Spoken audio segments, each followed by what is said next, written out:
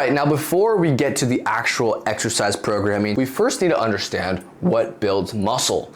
Now, this is really important, and this applies to any kind of resistance training. If you're trying to build muscle, you first have to understand what builds it. So let's break that down really quick, and then we'll jump into the actual workouts. We first need two things in order to stimulate new muscular growth. We need mechanical tension and high amounts of motor unit recruitment. If that doesn't make any sense to you, let me explain. It will in a second.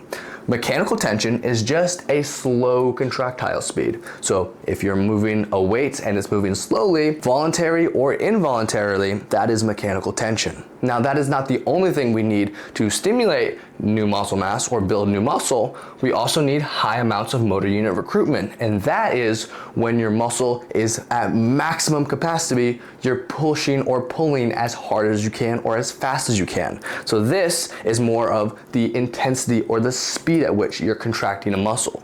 That is high amounts of motor unit recruitment, when you're activating as many fibers as possible to then contract your muscles, right? Now, if we put that together, they're kind of contradictory.